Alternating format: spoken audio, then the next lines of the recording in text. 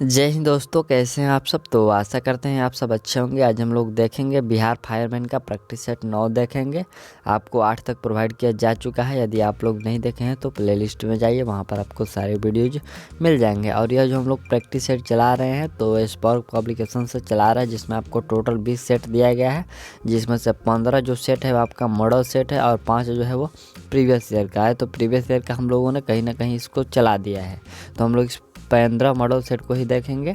और साथ ही साथ इसका पीडीएफ आपको जो है टेलीग्राम पर डाल दिया गया है। यदि आप लोग टेलीग्राम ज्वाइन नहीं किए हैं तो वीडियो के डिस्क्रिप्शन में टेलीग्राम का लिंक दिया गया, वहाँ से आप लोग टेलीग्राम ज्वाइन कर लीजिए। ठीक, यहाँ देखिए मॉडल टेस्ट जो हम लोग का 9 है।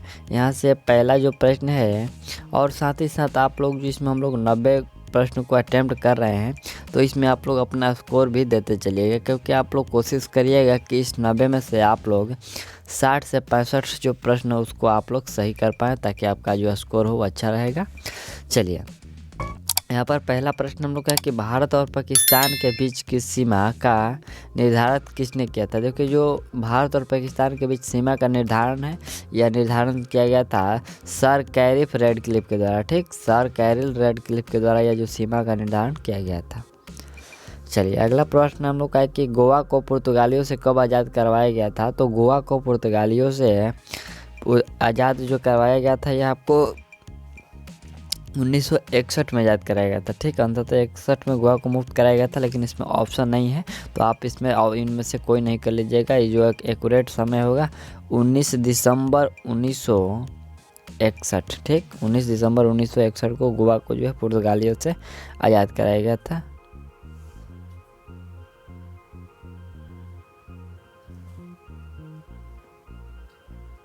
चलिए, अगला जो प्रश्न हम लोग का तीसरे नंबर है कि शताब्दी एक्सप्रेस गाड़ी का नाम किसकी सत्य वार्षिकी को संबोधित करता है। तो देखिए, जो शताब्दी एक्सप्रेस गाड़ी है ये संबोधित करता है जवाहरलाल नेहरू को। ठीक, चलिए, अगला पॉइंट है निम्न में से कौन सी जो है रबी फसल नहीं है। राई है जो कि सरसों को कहते हैं, चावल है, गेहूं है और चना है। तो देखिए, इसमें से रबी फसल की बात हम लोग करें तो चावल रबी फसल नहीं है, चावल जो है खरीफ फसल है। ठीक, अगला प्रश्न है कि कोलकाता और दिल्ली किसके द्वारा जुड़े हैं। तो देखिए, कलकत्ता और जो दिल्ली जुड़ा हुआ है NH2 यानी कि NH नंबर 2 के साथ वो जो है दिल्ली और कोलकाता एक दूसरे से जुड़े हुए हैं। ठीक,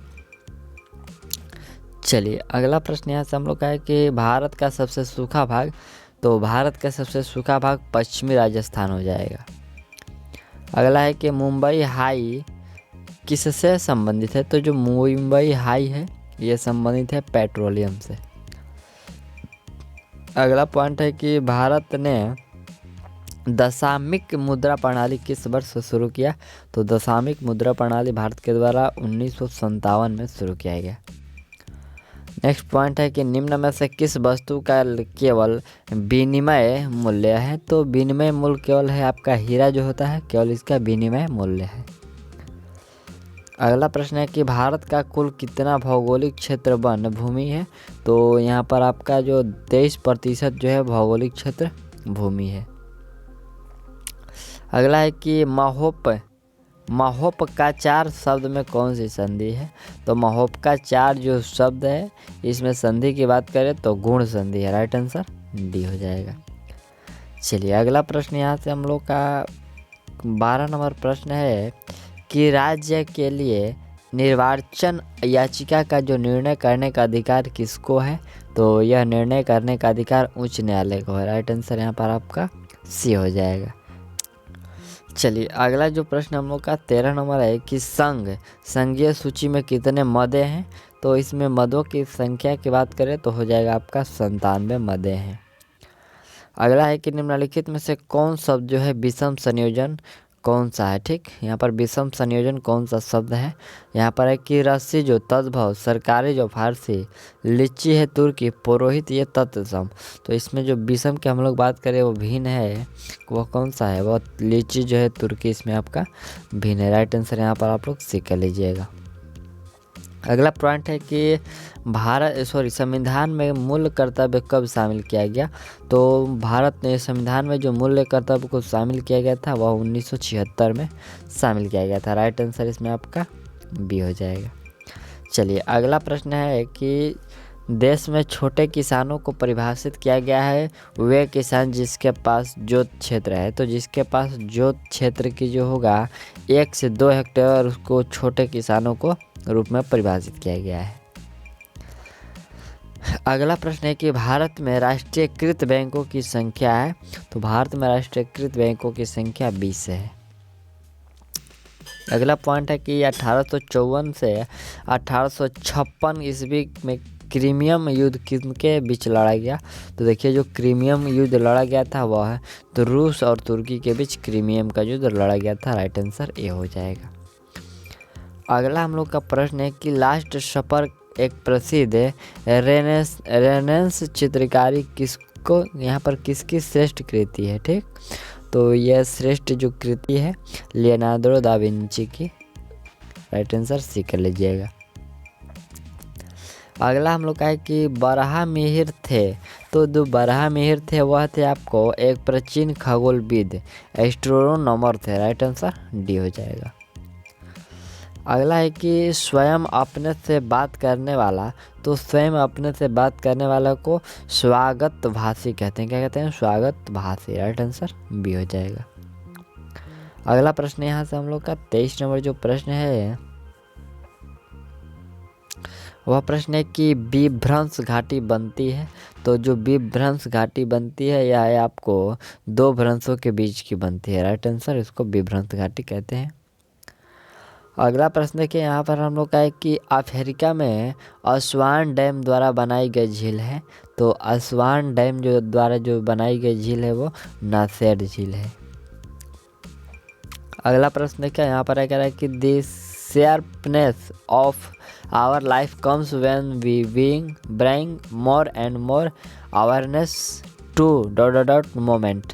तो यहाँ पर आपका जो रिक्त स्थान को भरना है और यहाँ पर आपका ईच मोमेंट होगा। राइट आंसर ए कर लीजिएगा। अगला है कि बिंदुसार के शासन के दौरान अशांति कहाँ थी। तो बिंदुसार के जब शासन के दौरान जो अशांति फैला हुआ था वह अशांति आपको तक्षशिला में अशांति था। ठीक, अगला हम लोग का है कि किस नदी घाट के चौड़े का कारण है किसी नदी घाटी के चौड़े होने का जो कारण है वो कारण क्या है। तो वह चौड़े होने का कारण है पार्श्विक अप्रदान। जो भू संरक्षण होता है उसी कारण किसी नदी घाटी जो है चौड़ी हो जाती है। अगला है कि कंचनजंगा राष्ट्रीय पार्क स्थित है। तो कंचनजंगा राष्ट्रीय पार्क आपको ये सिक्किम में स्थित है। ठीक,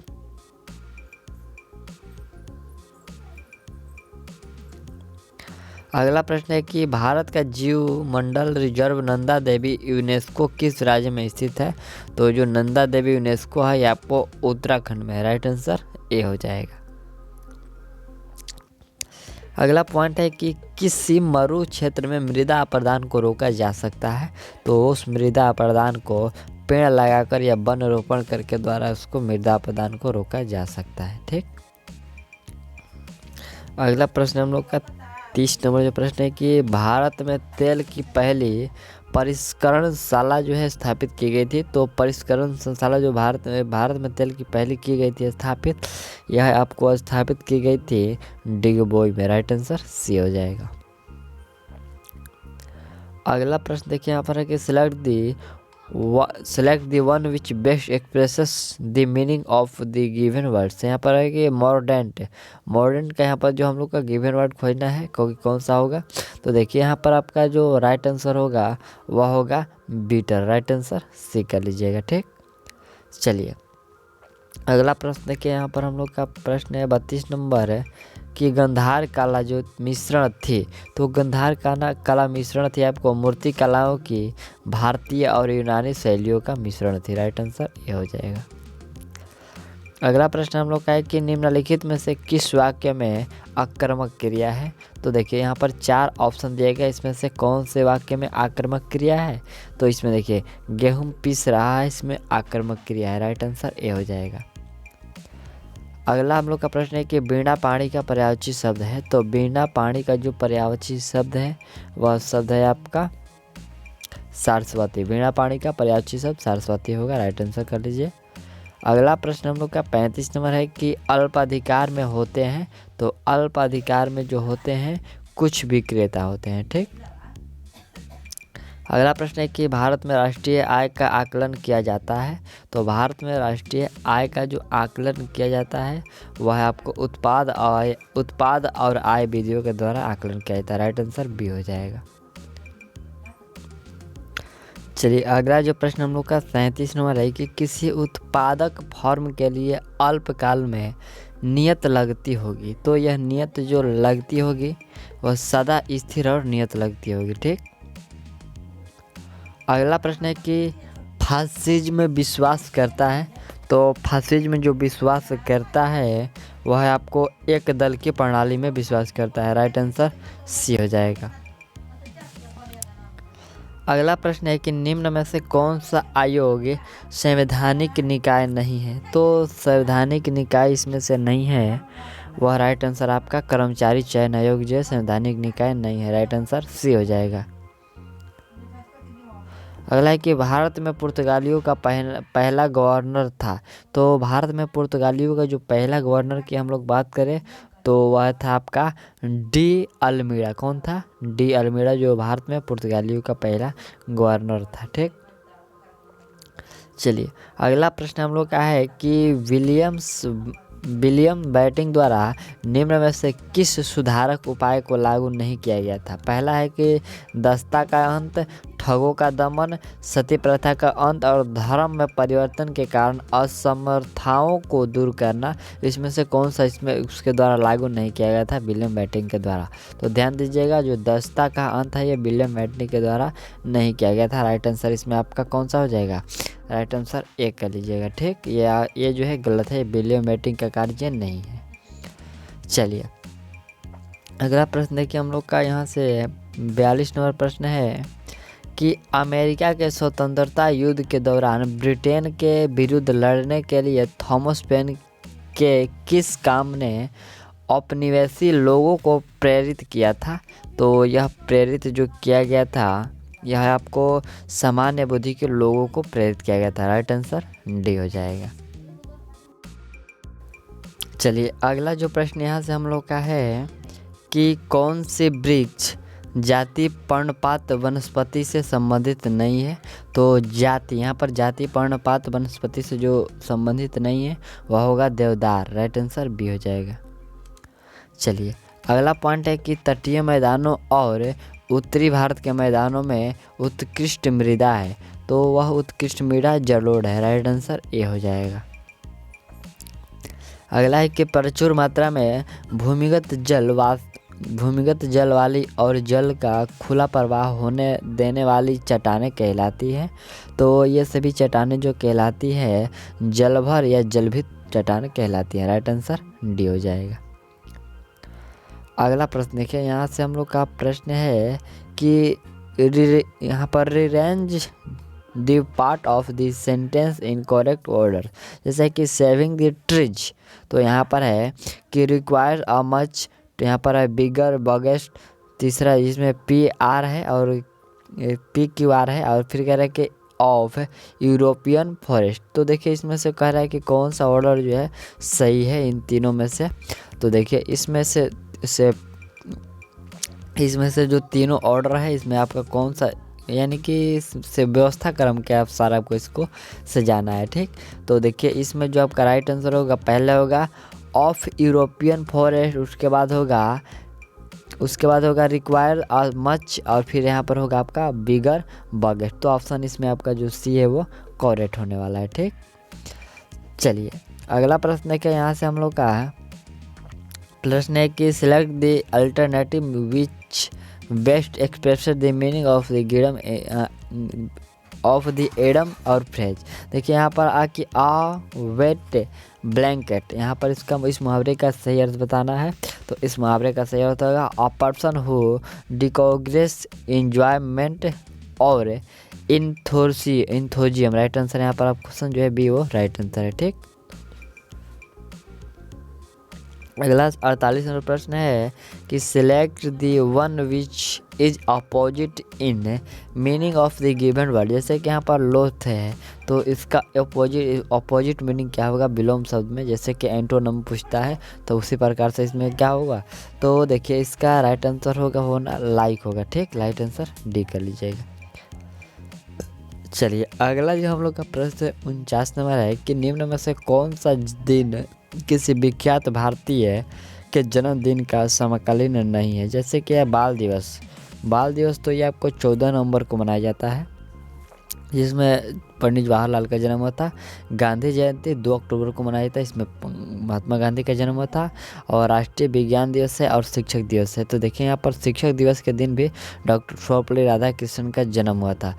और यहाँ पर हम लोग का राष्ट्रीय विज्ञान दिवस है, तो यह समकालीन नहीं होगा। यहाँ पर ऑप्शन जो राष्ट्रीय विज्ञान दिवस ये 28 फरवरी को मनाया जाता है, इसमें किसी का जन्म शायद नहीं हुआ था। तो इसमें कौन सा हो जाएगा, कह रहे हैं कि निम्न में से कौन सा दिन जो है किसी विख्यात भारतीय के जन्म दिवस का समकालीन नहीं है। यहाँ पर आपका जो राइट आंसर वो बाल दिवस दे रहा है 14 नवंबर। ठीक, तो यहाँ पर आप लोग राइट आंसर 14 नवंबर कर लीजिएगा। इसको हम लोग फिर से प्रश्न को देख लेंगे, कुछ दिक्कत होगा तो, लेकिन इसका राइट आंसर जो अभी होगा वो बाल दिवस होने वाला है। ठीक, चलिए अगला प्रश्न हम लोग का है कि अल्पज्ञ शब्द के सटीक विलोम का चयन करें। तो अल्पज्ञ का सटीक विलोम यानी कि करेक्ट विलोम क्या होगा, सर्वज्ञ होगा। राइट आंसर बी हो जाएगा। चलिए अगला जो प्रश्न हम लोग का है कि धोने के सोडा का रासायनिक सूत्र। तो धोने का सोडा का जो रासायनिक सूत्र होता है Na2CO3 × 10H2। Right answer C जो है करेक्ट है। अगला प्रश्न है कि हाइड्रोक्लोरिक अम्ल का एक अन्य नाम है। तो हाइड्रोक्लोरिक अम्ल का जो एक अन्य नाम है वो है आपका म्यूरिएटिक एसिड। क्या है, म्यूरिएटिक अम्ल, जिसको एसिड कहते हैं। राइट आंसर सी हो जाएगा। अगला है कि विकिरण प्रकाश के रूप में प्रयुक्त निष्क्रिय गैस है। तो वह निष्क्रिय गैस कौन सी होगी, वह होगा जो Na है वही निष्क्रिय गैस है। ठीक, चलिए अगला है कि बेकिंग सोडा का रासायनिक नाम। तो बेकिंग सोडा का रासायनिक नाम होता है sodium bicarbonate. Right answer B हो जाएगा। चलिए अगला हम लोग का प्रश्न है कि छाती पर सांप लौटना, इस मुहावरे का सही अर्थ क्या होगा। तो इस मुहावरे का सही अर्थ हो गया ईर्ष्या होना यानी कि जलना। राइट आंसर डी हो जाएगा। अगला प्रश्न देखिए, यहाँ से हम लोग का 56 नंबर है कि प्रतिरोध R का एक तार N बराबर भागों में काटा गया है, फिर इन भागों को समांतर जोड़ा गया तो संयोजन का तुल्य प्रतिरोध होगा। तो संयोजन का जो समतुल्य प्रतिरोध होगा वो R/N² होगा। क्या होगा, R/N²। राइट आंसर डी कर लीजिएगा। अगला जो प्रश्न है कि राल धुना किसका उत्पाद है। तो राल धुना जो है यह उत्पाद आपका है कोनिफेरस शंकुधारी पेड़ का। राइट आंसर कोनिफेरस जो शंकुधारी पेड़ का उत्पाद है। राइट आंसर बी कर लीजिए। चलिए अगला प्रश्न हम लोग का 58 नंबर है कि नारियल का पानी है। तो नारियल का जो पानी है वह है आपका यहाँ पर विकृत तरल एंडोस्पर्म है। ठीक, नारियल का जो पानी है वो विकृत तरल एंडोस्पर्म है। राइट आंसर डी हो जाएगा। अगला प्रश्न है कि बुलबिल्स जो है किस में भाग लेते हैं। तो जो बुलबिल्स होते हैं यह भाग लेते हैं कायिक जनन में। ठीक, अगला प्रश्न है कि मछली एक प्रथम श्रेणी का प्रोटीन है क्योंकि उसमें होते हैं। तो मछली में आवश्यक एमिनो अम्ल होते हैं। चलिए अगला जो प्रश्न हम लोग का यहाँ पर 61 नंबर प्रश्न है, कह रहे कि स्तंभ तना होते हैं प्रायः। तो देखिए जो स्तंभ तना होते हैं ये प्रायः धनात्मक प्रकाशनुवर्ती होते हैं। जो तना होते हैं वो प्रकाशनुवर्ती होते हैं और धनात्मक होते हैं। ठीक, चलिए अगला प्रश्न यहाँ से हम लोग का 62 नंबर जो प्रश्न है, कह रहा है कि शब्द इंसुलेशन आपातन का अर्थ है। तो शब्द इंसुलेशन आपतन का जो अर्थ है वह अर्थ क्या है, वह आने वाली सौर विकिरण है। राइट आंसर बी हो जाएगा। चलिए अगला प्रश्न है कि टेरा रोसा एक लैटिन शब्द है जिसका अर्थ है। तो टेरा रोसा एक लैटिन शब्द है और इसका अर्थ होता है लाल भू-भाग। अगला प्रश्न हम लोग का है कि जो अधिक बोलता है को एक शब्द में क्या कहते हैं। तो जो अधिक बोलता है उसको यहाँ पर बचाल कहते हैं। राइट आंसर जो हो जाएगा ये होगा बचाल कहते हैं, उसके लिए एक शब्द होगा। चलिए अगला प्रश्न है कि select the correct spelled word. तो इसमें 4 वर्ड दिए गए हैं, इसमें से कौन सा सही है वर्ड वही आपको चूज करना है। तो देखिए यहाँ पर इम्यूनिज है, एक इम्यूनिज जो शब्द है यह ऑप्शन डी वाला ये सही है, बाकी इन सब जो है इनकरेक्ट है। तो राइट आंसर इम्यूनिज डी कर लीजिएगा। अगला प्रश्न है कि एक पहाड़ पर चढ़ते हुए वाहन का ड्राइवर गियर का अनुपात रखता है, तो वह गियर का जो अनुपात रखता है वह आपको 1 के बराबर या उससे अधिक रखता है। राइट आंसर ये हो जाएगा। अगला पॉइंट है कि तारों को जोड़ने की प्रक्रिया कहलाती है। तो तारों को जो जोड़ने की प्रक्रिया कहलाती है वो आपको श्रृंखला बंधन कहलाती है। राइट आंसर डी हो जाएगा।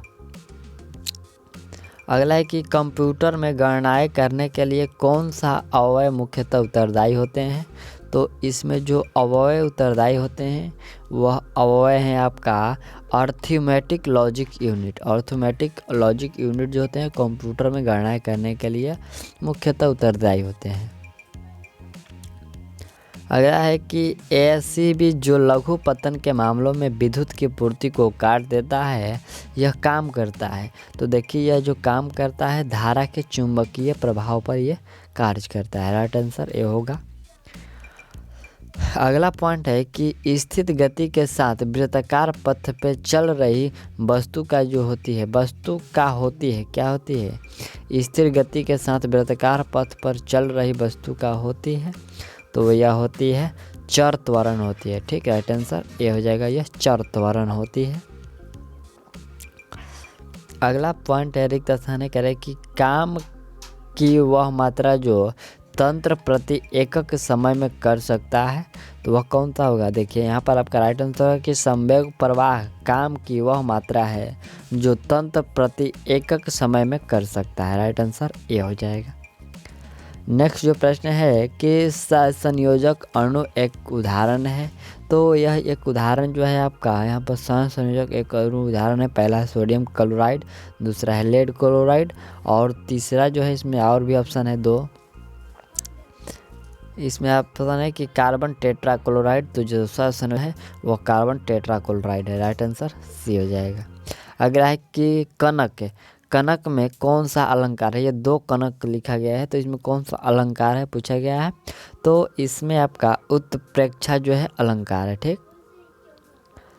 अगला प्रश्न है कि सही शब्द विन्यास का चयन करें। तो सही शब्द विन्यास इसमें कौन सा होगा। देखिए जो मार्गदर्शक है वो सही है, इसमें 4 मार्गदर्शक लिखे गए थे, लेकिन ऑप्शन डी वाला जो इसका प्रोनाउंसिएशन है वो करेक्ट है।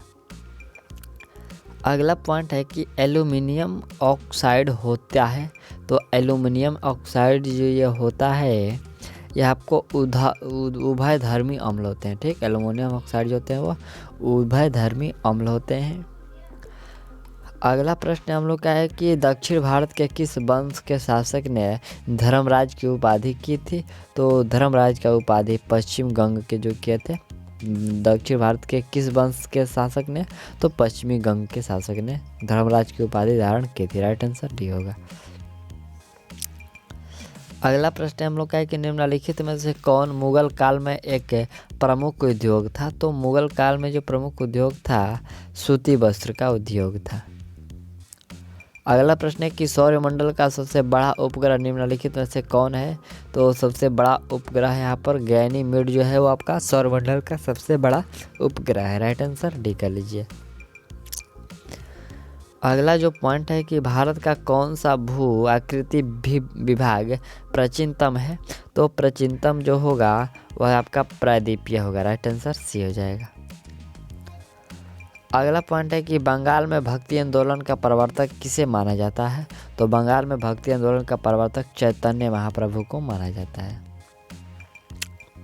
अगला पॉइंट है कि विजयनगर साम्राज्य का हिंदू राजवंश निम्नलिखित की पराजय से समाप्त हुआ। तो यह किसके पराजय से समाप्त हुआ, रामराज के जो है पराजय से समाप्त हुआ। अगला है कि बांग्लादेश के राष्ट्रपति का अधिकार निवास सह कार्यालय डॉट कहा जाता है। तो देखिए बांग्लादेश के जो राष्ट्रपति का आधिकारिक निवास सह कार्यालय है उसको कहा जाता है बंग भवन। क्या कहता है, बंगा भवन। राइट आंसर सी हो जाएगा।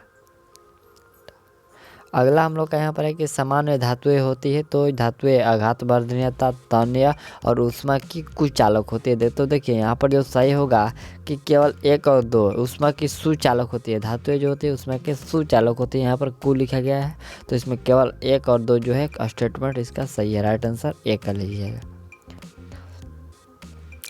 चलिए अगला प्रश्न यहाँ से हम लोग का 84 नंबर प्रश्न क्या कह रहा है।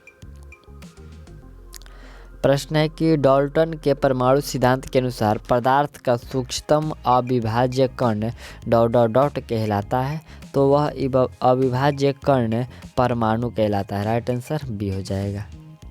चलिए अगला पॉइंट है कि चीनी यात्री फाहियान किसके शासनकाल में भारत आया था। तो चीनी यात्री जो फाहियान था वह भारत आया था चंद्रगुप्त विक्रम द्वितीय के शासनकाल में। अगला पॉइंट है कि भारत के मुख्य चुनाव आयुक्त कौन नियुक्त करता है।